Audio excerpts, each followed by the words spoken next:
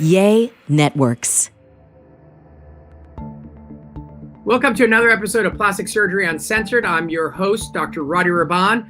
And today's episode, I'm actually a guest on a really fun and fascinating podcast called MiscELENAeous with Elena Davies. She's funny, she's charming, and she's packs quite a punch. You're going to want to check out this episode. We're chatting about plastic surgery, all the myths and all the truths and all the fun in between. So check out this episode. Hope you enjoy it. Okay, Dr. Rady Rahban, welcome to the MiscELENAeous podcast. Thank you for having me. Of course, I'm really excited to talk to you. You are like top of the top plastic surgery dude, you know, all the things. And I'm excited to chat because I feel like plastic surgery, injectables, cosmetic surgery, these are all normal things that haven't really been normalized. And there's a lot of misinformation floating around, or just not enough information. Would you agree?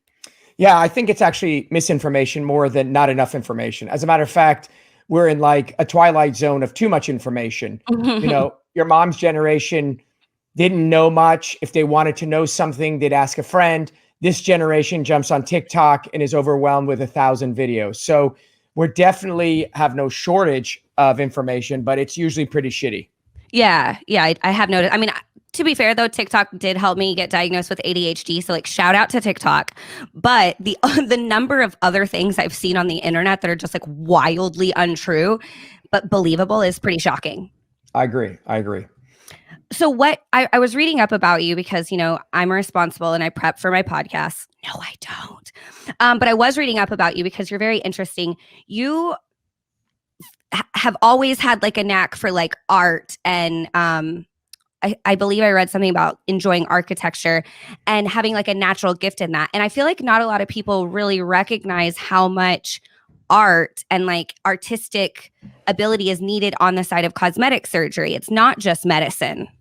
No, that's very true. I was always I'm very visual, okay, which would be to be expected, but not always true. So I think that when you look at the end work product of plastic surgeons, the objective is that they create beautiful things, a beautiful nose, attractive breasts, at least in the aesthetic world. But we both know that if you go online and you look at a lot of results, some of them are not so wonderful. So it's not given that a plastic surgeon inherently has some innate ability or can learn it. They can learn the anatomy, they can learn the procedures, but what will distinguish, that's a pretty okay plastic surgeon with someone that we would argue is very talented is that innate aesthetic preference or appeal. I'm not to suggest that I have it, but I'm just saying I've always been inclined towards it. I love photography. I love architecture. So yeah, I mean, it was always something I enjoyed from the beginning. And that's more so something that cannot be taught. Like you said, like medicine, you can learn some stuff, but as far as just like the natural ability of seeing things, visualizing a certain thing, even like symmetry, probably that doesn't always come. You can't necessarily learn that. I No. probably would be a shit plastic surgeon. Yeah, I mean, look, let's put it in a different term. Let's look at fashion, right? Everyone thinks they're a fashionista. And the fact of the matter is that money can buy anything, but money can't buy taste. And why it is that certain people have great sense of style or fashion is because they know in a sea of garbage how to select the items that not only are great, but go great together. And so you can't teach someone style. It is within you. And you can't teach someone to create beauty. They can teach them to make a nose smaller. You can make a breast bigger, but you can't make it look, wow, she looks really good. It's not because the nose is smaller. It's because there's some congruency or some balance or some beauty to the product. So I definitely think it's not taught, but innate. Okay. I feel like that's something that definitely sets you apart. But as far as like the medical side of things go, I think that's what's scary as, you know, potential clients. Like, how are we supposed to know? Because we're not medically trained. I don't know anything about fucking art. So how am I supposed to know who is a good plastic surgeon, what information on the internet is true, who I can trust, and like how to navigate that as somebody who just wants, you know, like cuter tits? Yeah, I mean, listen, the truth of the matter is that you're very lucky. If you had to select a spine surgeon, you'd be fucked because there is no way of knowing if they're good or not. I actually had to do that earlier this year. Well, and I didn't get to select it. Insurance did. I had yeah, one option. My wife's had 4 spine surgeries, so I know a lot about this. But so here are the things you need to know. Number one, the beauty of plastic surgery or cosmetic surgery is you can actually see the results. So forget about training, forget about anything, reviews. You simply go and look at their gallery and you say to yourself, wow, these noses look amazing. Wow, these noses look terrible. And you don't want to go, wow, look at number 17. 17 looks good. You want to see a series, a constellation of really good results. That's number one. Number two, you got to make sure those results are real. Yeah, that's right. I said that because we live in a world of Photoshop, photomorph. And unfortunately, isn't that illegal for like plastic surgeons and med spas to Photoshop their results? Super illegal, but do it anyway. Oh, come on. I mean, they write shitty reviews for competitors. It's a cutthroat world. It's like the medical mafia. Oh my gosh. Yeah. So number one is look at results. Number two is you got to look at training. I mean, it's so confusing. I've done 100 podcasts on this. The distinction between plastic surgeon, cosmetic surgeon, distinction between board certified in plastic surgery versus something else. There's a difference between plastic surgeon and cosmetic surgeon. 100%. Oh my God. What is it? Okay, so here, listen to this. So when we all go to med school, we all decide, oh, I want to be a pediatrician. I want to be an orthopedist. I want to be a urologist. And then we go to those residency or training programs, and then we get trained in those specialties. The specialty of plastic surgery is called plastic surgery residency. And I did that. It was 6 long, painful years. When I'm done with my training, I then go and decide if I want to get board certified. It's not necessary. It's an extra certification, which naturally, why wouldn't you? Yeah, I don't get how there's like even an option. Well, the option is if you don't pass, you say you didn't want to take it. That's the option.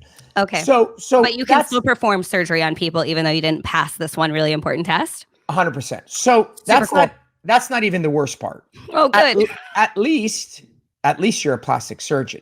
Then years ago, when the insurance company reimbursements got really terrible, general surgeons who took out gallbladders, OBGYNs that delivered babies, ER physicians who took care of flus, all these people start getting paid less and less and less. That was our own doing as a country. They started realizing, what the hell? I can barely make ends meet. And I want to do what my friend is doing, who's a plastic surgeon.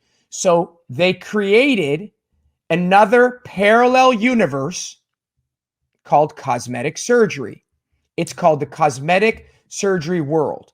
And these doctors are OBGYNs and general surgeons and ER doctors and radiologists who take courses and have it's like a alternative universe. And then they get trained, albeit whatever level, listen carefully, they come out into the world and then they practice cosmetic surgery. And then they tell you they're board certified in the specialty they were originally trained in, which is like, I'm a board certified cosmetic surgeon.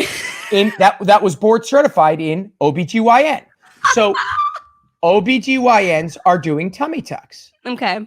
ENTs are doing breast tucks. So if you're a listener. What are the radiologists doing? I need to know what they're doing.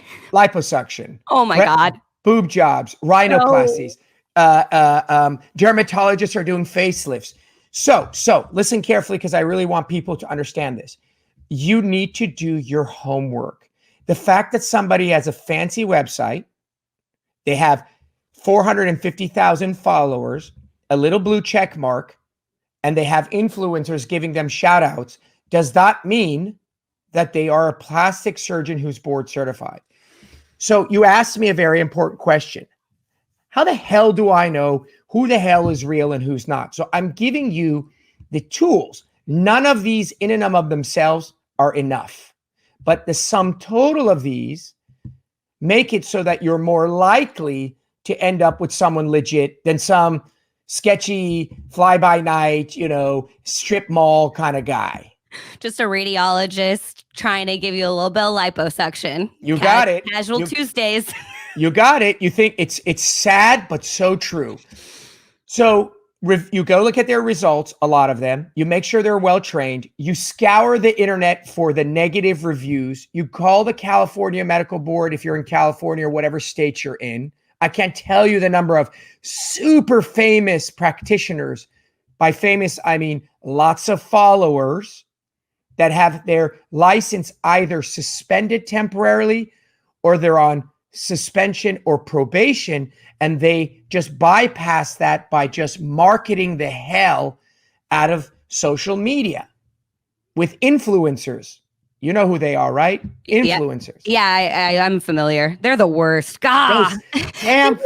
They'll talk in anything, right? And it's just like every time a scam. I mean, for the love of God. Oh, hey, okay. Wait, hold on. Oh, wait. But me. you're a normal influencer. I'm a normal girl influencer. I really stand by that. I feel like I'm probably the most opposite thing to what the traditional influencer world is, that they don't really even accept me. I'm just floating over here in my own influencer space. Well, I'm sure you're doing good work by influencing people in the right way. But nevertheless, I think your question is a very good one. And it's a very scary world. Plastic surgery is awesome, powerful. It's transformative. It makes people happy and confident when done correctly. And if you're lucky and you get to experience it, you'll be the better for it. But you just have to make sure you stay clear of, the danger zones. Yeah, which turns out there's way more than I thought. And I was expecting a lot. Like I've been under the knife before, and I know it's that's kind of scary, and there's a lot of decisions to be made and a lot of information, but like I had no idea it was that bad. I had no idea I could possibly be going to a radiologist for a nose job. For sure, 100%. And it's not even, by the way, for the people listening, it's not some esoteric cool thing to talk about because it sounds really, no, it's legit. Cosmetic surgeons are a legit entity, and they are the ones who tend to do the more traditional, a lot more marketing. I like that I saw your mission is to put an end to revision surgeries. And I feel like a lot of us have a part to play in that, people who would be clients, because if we actually do our research, do our homework, find out who's a board certified plastic surgeon, who produces great results, who's got all the summa cum laudes like you do, then we're probably going to not need a revision surgery. 100%. So what's the objective? The objective is, listen, if you're going to go get a nose job, a breast aug, liposuction, eyelid, we want you to have a high probability of being happy and successful. Are there any guarantees? No, none whatsoever, but there is probabilities. And so when my practice over the last 15 years has transformed from predominantly a primary practice, meaning people coming in for the first time, to a highly revisional practice, meaning people come in and like, yeah, unfortunately, I had my nose done. It looks terrible, or my breasts are all encapsulated. You get batty after a while. And so hence why I created my podcast, right? My podcast, Plastic Surgery Uncensored, was my way of getting information out there to the masses and trying to steer them in the right direction. And it's not to suggest that people with all the degrees and all the training don't botch people. It's less likely. That's all. Yeah. I mean, like, I make mistakes sometimes in my job. Sometimes I forget to push record. So there you go. We have to assume that mistakes will be made by humans in every field. And that's another scary thing that comes along with any kind of surgery, really. Right. Wow, for sure. I'm terrifying myself now. You're making me think about things I never wanted to think about. Well, that's what we have you on. That's why you have me on the show. Yeah, that's true. That's true. We got to uncensor some things for sure. Exactly. Now we're going to take a quick break, and we'll be back with some more of my interview on MiscELENAeous with Elena Davies.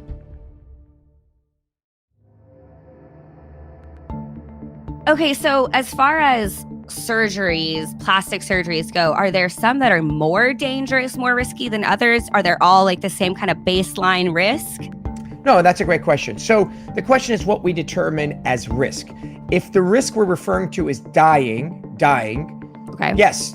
In recent years, in the last 5 years, a procedure by the name of BBL, or Brazilian butt lift. It's on my list. I wanted to know about BBLs. Yeah, or fat transfer to the butt, which has become extremely popular, popularized by very influential, I hate to use the word celebrity because I don't necessarily know that they are, but like the Kim K's, Kardashians. Right, or little Kim, what was the other girl's name? The rapper, what's her name? Cardi B. Oh, Cardi B. Yeah. Megan Thee Stallion, Blac Chyna. You know, we all want their body. I get it. Right. You actually don't want their body. You want their Photoshop body. Right. You don't want the paparazzi photo body where they have the cellulite and the dents and the irregularities and all the jiggly stuff. You want the Photoshopped and or the spandex version of their body, which is I'm in 18 layers of tight clothes. So the BBL is a procedure where you borrow fat from everywhere and stick it in your butt. Oh my God, win-win. What are you talking about? This is amazing. You take fat out of places I hate and you stick it in my butt. Oh my God, sign me up. So the two problems are, of course, naturally, when you steal from Paul to pay Peter, Paul is poor, meaning the area you borrow it from ends up having all kinds of dents, irregularities, loose skin. That's not what kills you. Sticking the fat into the butt has led to a lot of deaths. In Miami, in a matter of 6 months, or I don't remember the number, but there was like 28 deaths. In Colombia and South America. And what was happening is the fat that was being injected would enter the veins or the big blood vessels in the butt, because there's large ones. And the fat would then suddenly shoot up into the lungs and create an embolus. Now, emboli, or an embolus, is well known for blood clots that kill you. This is a fat clot that kills you. And it was so bad that the plastic surgery community had to put out advisories and mission statements and all kinds of stuff. So does it mean that you shouldn't do it? You should just be very careful. So as far as risks of death, that's probably the most dangerous procedure we've had in a long time. What's the timeline on this? Is it like within a week of coming out of surgery, your fat goes up into your blood and you pass away? Or is could it happen within like 30 years? It's usually on the table or immediate. Okay. So it's like, you'll know if you're dead or not based on if you wake up from your surgery. Unfortunately, you won't know if you're dead, but the people who love you will. And so, yeah, sucks for them. Yeah. So as far as other risks are concerned, they're all the same. It's called devastation. You go in, you're a pretty young girl. You just want a small tweak to your nose. It's nothing major. You like the way you look generally. You just want a slight enhancement. You go in, you get your nose job, and it looks awful. So the risk of the impact of that in your life, the ripple effect, is quite large, and how it impacts you day in and day out. You go and do a little breast augmentation, no biggie. I just want a little enhancement. Next thing you know, you have capsular contracture, symastia, bottoming out, blah, blah, blah, infection. Shout out. There. So I love the fact that plastic surgery is so popular. I love the fact that plastic surgery moved from being only for the celebrity to the so-called common person. I love that everyone has the ability to enhance their lives if they want to. I just hate the fact that it's become very, it's so easy to do without any concern that it's lost its reverence or your respect. And so you would never just walk into a cage with a lion and just be like, yeah, it's a cat. Whatever. It's a lion. It'll kill you. So anyways. So that's the difference between a board certified plastic surgeon and a radiologist with a liposuction hobby. Yes, exactly. Correct. And yeah, I know you mentioned like the Kardashians, some of these other icons in our culture right now, and how we're so influenced by them, and how much fake influences us. Social media, Photoshop, things that are literally not real are the reason some of these people are choosing to do things that ultimately kill them, like BBLs. Yeah. I listen, there's different levels of desiring change. It used to be you go in front of a mirror, you look at yourself and you'd be like, I'm unhappy with this, that, the other, and I'd like to pursue eating well, diet, exercise, haircut. I want to go get a facial, and incrementally got worse. Then it became, I'm looking at a billboard of a model or TV. Then it became magazines. The problem is, at that point, those were real people. And theoretically, barring genetics, you could sort of maybe aspire to look good or better. The huge problem today is the images, the aspiration of people aesthetically is not real. In other words, the people you aspire to look like don't look the way they present themselves. That's why I tell you, that's why I love paparazzi photos. It unveils the misleading and I think really harmful images that these celebrities create. They don't look like that. Every one of them photoshops, photo touches, uses a filter. And so you're a 16-year-old girl and you're like, oh my God, look at her jawline, look at her breasts, look at her waist. What woman on earth is born looking like Jessica Rabbit? Nobody. Not me. I've been working really hard at it though. Right. So I think the biggest issue right now is it's not even the fact that you aspire to look different. It's that you'll aspire to look like something you will never look like. Yeah, that is the problem. Like wanting to enhance something on your face, having an insecurity that's valid in your own terms. That makes sense. I get that. But literally seeing something day in, day out that doesn't exist and creates like a body dysmorphia in yourself that shouldn't be there, and putting time, money, making yourself very unhealthy to literally do something that's impossible. Impossible. Correct. Impossible. I mean, I'm 31 years old. I've been impacted greatly by, magazines back in the day, TV shows back in the day, but more than anything, social media over the course of the last, decade, really. Like that has changed how I've seen myself, how I feel like I'm supposed to look, how I feel like society needs me to look to be accepted, or how I'm supposed to look if I'm going to get a husband or be attractive to a man. Like it has really conditioned me in this way. And I'm grown. Like I can't imagine being a young girl literally growing up in the world of social media where you don't even realize it's fake. Like you're not even developed enough to know that this shit's not real. So there's so many issues. Number one, it's like selling cigarettes to minors. Social media should not be allowed in young people until they have the ability to decipher that, oh my God, this is all bullshit. That's like you allow an adult to decide to drink. You don't give a choice to a young and minor. Secondly, the fact of the matter is this is the new norm. So you only know something relative to something else. Oh, wow, this is bullshit because of this. But when this is all you don't know that this is bullshit. Yeah. Lastly, the amount of images you see, the inundation doesn't allow you an opportunity to reset. It isn't the occasional billboard you drive by. It isn't the occasional image you see on TV. It's the 1 billion images a second that you swipe through on social media, on your phone. And so absolutely, it has created the largest degree of anxiety, depression, ADD, eating disorders that we've ever had in humanity. Yeah. And it's only getting worse. Worse, it seems. Yeah. For sure. Wow. And okay, so here's a, I don't know, weird-ish question for a plastic surgeon, I suppose. Now we are seeing in this, at least I'm seeing, maybe it's because I do it intentionally, surround myself with these types of accounts, but finally seeing more normal bodies being showcased. So you see a lot of brands like Dove and I guess I'm thinking of like a lot of Canadian brands you've probably never heard of right now that are pushing just equality, diversity, showing disabilities, different body types. And I think that's a healthy thing for young people that are exposed to social media and media in general.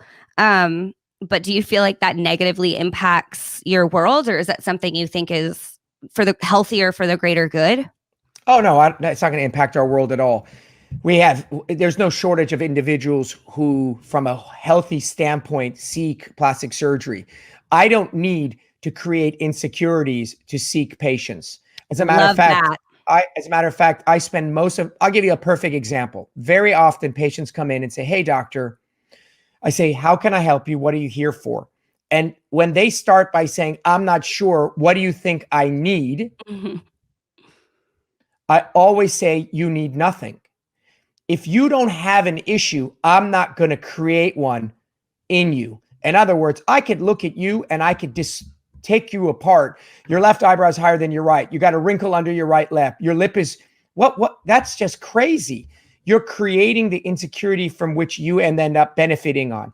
I don't need that in order to be successful. So the fact that as a collective community, that is parents, teachers, so-called influencers at all levels, celebrities, social media influencers, and then companies and brands are choosing, albeit kind of slow, kind of small, and never too late, to change the dialogue is the beginning that we all need to do. The ultimate responsibility falls on the practitioners, because at the end of the day, you can't buy heroin without a dealer. And so the problem is that there is a very large number of providers that provide these aesthetic changes that in my mind are not integrity driven.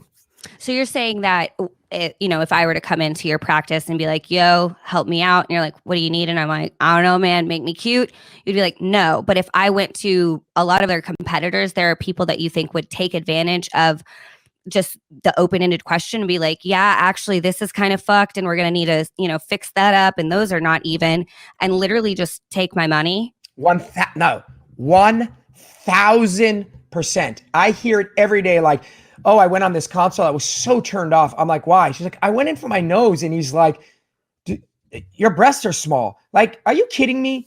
Oh, absolutely. So even without the open-ended question, what would you do? Like if I went in and was like, "Hey, I want to get a breast reduction." He's like, "Great, sounds good. But also we're going to need to do something about like your whole entire face." 1,000%. Oh my God, that's horrible. Ew, that gave me goosebumps. Oh, I hate that. But that's how this has become. When there's all these people that influx the market and everyone's clamoring to make a living, you're going to get a bunch of unethical people. Look at the ambulance chasers in the world of law that basically seek out people. Their advertisement is, "Have you been hurt? Call me and I'll get you millions." What the most disgusting thing in the world is that? So if you are seeking out the negativity in the world, that happens in every industry. Medicine is no different. That really hurts my feelings. I'm sorry. But hey, no, it's good to know. I need to know that. We all need to know that because, I don't live in that world. I don't think in that world. The only time I operate with that kind of mindset at all is when I think I need plastic surgery or just regular medicine. And so understanding that people aren't as good as you would hope they are it's a bummer for sure, but it's kind of necessary so that you're prepared to make better decisions when your health is on the line in the future. Yeah, ultimately the responsibility always falls on you. We've come a long way from the old days where you go in, whoever's got the white coat knows best. Even the discussion right now about COVID and vaccines and who's right and who's wrong. The medical community is doing its best, and the overwhelming majority of physicians are good-hearted, but they are not infallible, and they make mistakes, and they're regular people with a good education or a great education. At the end of the day, it's on you to make the ultimate choices for yourself. And the more real information you have, the better you are in making good choices. It's very overwhelming. It is, but it's also wonderful. Don't think that your mom's generation had less issues. They just trusted the doctor. They had no information. They had no internet. Nobody could question it. There was no sites. You just took it for blind faith. And right. in their generation, ignorance was bliss.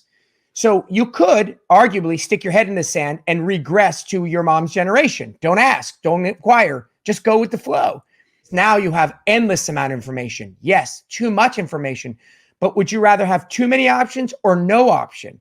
Well, I'd rather have too many options and leave it on me to do a little homework. If you don't want to carry responsibility or the burden of making your own life choices, well, then just let someone else decide for you and roll the dice. There are some things that really require your full like research, do your homework, pay for top of the line. Like that's my face. Like I've spent 6 months looking around my area for an injector that I want to trust because that's my face. I had to drive an hour to get to her almost. Right. And okay, so that makes sense. But I'll tell you something. There's a saying that I have. It says, if you pay less, you get less. If you pay more, you don't necessarily get more. So the truth is that always when you pay less, you get less. Nobody gives you something for nothing. Yep. And so just because you pay thousands and thousands of dollars doesn't mean it's great. But if you pay nothing, I assure you it will be terrible. I have patients who fly from around the world to come and get surgery. And to them, after extensive homework, that was what they felt was in their best interest. So I always advocate for people when it comes to surgery, plastic surgery or otherwise, to go wherever they feel in their heart is going to give them the best outcome, because it's a one-off. You don't do it every week. You don't fly across the globe to get your dental cleaning. But if you're going to have, a facelift, go wherever the hell you think is best. Yeah. How important do you think consultations are, like actually meeting face to face with a doctor? And this maybe sounds kind of silly, but like vibes, like, do you connect with this person? Do you feel comfortable? Are they making you feel informed about what's happening? Or is it that not necessarily something that people should consider? 100, there's no question. Okay. You have to go on a consult. And unfortunately, we live in the pandemic era now. So a lot of things have converted to Zoom. So I do a tremendous amount of telemedicine, people from around the country, around the world, and it is very convenient. It never takes the place of you sitting across from me, feeling my energy. I feel your energy. At the end of the day, all the credentials in the world aren't going to overcome our connectivity, which we refer to in old days, bedside, your bedside manner. Mm-hmm. How is it that I deliver the care? Some people are funny. Some people are flippant. Some people are rude. Some people are aggressive. Some people are arrogant. Some people are kind. You can get a little of it from a Zoom. You never can get it without meeting them. And a lot of doctors let the coordinators do the consults and you just show up. I don't ever understand that. I can't figure that out. I won't get a haircut if it's not my guy.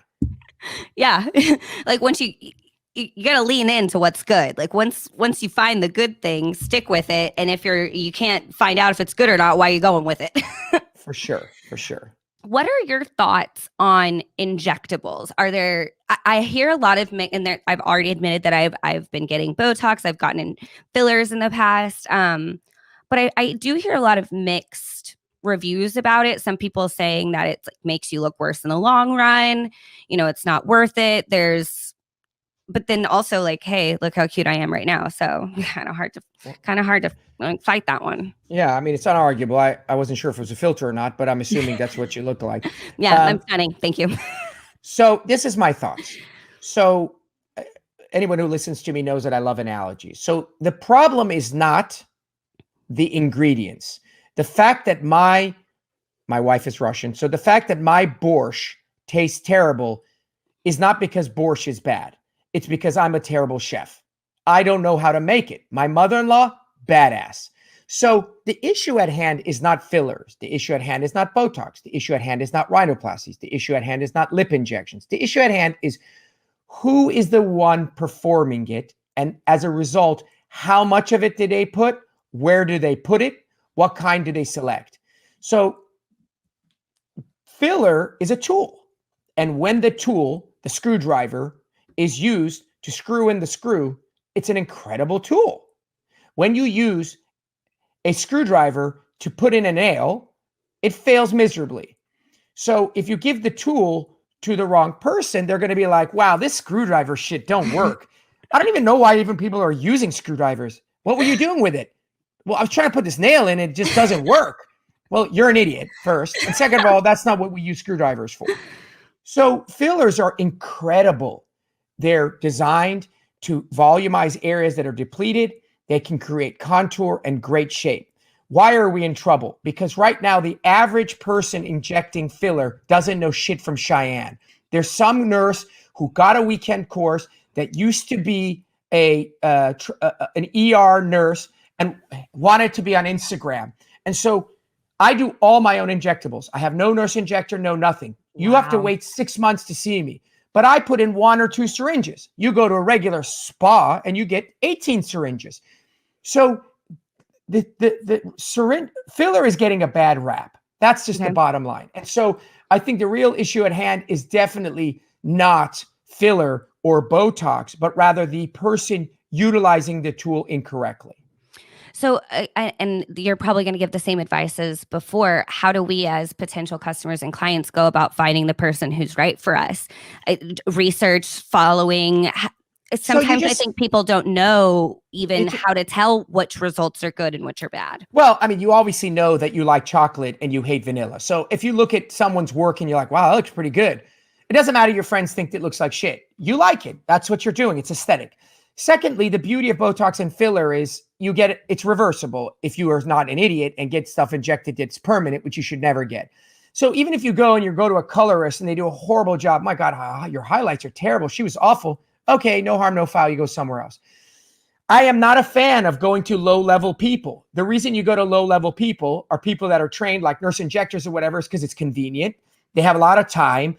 They're very good at marketing. And you go and you get it done and it's reasonably affordable. You want to come to my office, you got to wait forever. It's inconvenient. It tends to be more expensive. So it's arguable. You know what I mean? Do you go to a neurosurgeon for a headache or do you go to a family practitioner for your headache?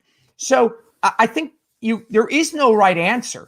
It's the sum total of all the information that's available. I would argue the overwhelming majority of people who have shitty results, if you sat down with them and say, how did you pick this person? I guarantee you very seldom will they say, I did a lot of homework. I went online. I read the reviews. I looked at their photos. I watched their following. I went on, saw what YouTube's. It's like my girlfriend went there. They had a nice office. And I noticed that Kim Kardashian had filler done there. What? Yeah, why? Well, that's why you have a shitty result. Yeah. I mean, you're not wrong, but having, as much information, having a podcast, a doctor who's speaking out regularly about the misinformation, the too much information, the lies, the radiologists. I mean, that's a resource we now have, your podcast and your Instagram, to kind of navigate maybe some of the bullshit in this community. It's just one more resource. The goal is to find as many of these things to guide you, and at the end, it's always a leap of faith. At the end of the day, any choice we make, we never know. And we just hope to make good or better choices. And so, fool me once, shame on you. Fool me twice, shame on me. You got to do the work. Yeah. You know what I mean? So where can we follow you? You have a podcast. It's called Plastic Surgery Uncensored. Everywhere we can find podcasts. You're on Instagram. What's your Instagram handle for people to follow? It's Dr. Rady Rahban. So that's Dr. Rady is Rady. And my last name is Rahban, which is Rahban. So Dr. Rady Rahban at Instagram. Awesome. And then now that we're best friends, you're happy to fix my left boob and give me some filler? Done. Cool. Oh my God. And everybody heard that, right? Okay, great. And so you're good. But we're not touching the right one, just the left one. Thank you. Yeah, no, the right one's fine. So okay. Easy breezy. Well, thank you so much for chatting with us, giving us all the information, and for just being the guy that we can trust now to, just expose the nasty world of radiologists doing liposuction. So what's your social? What all you have? I'm everywhere. So I'm your favorite normal girl influencer talking about real life things as funny as possible. I'm Elena Davies on Instagram. That's ELENADAVIES. You can find me the same way on my podcast, the MiscELENAeous podcast. We have an episode every Tuesday. It all goes down on the stories, guys. So come play with me.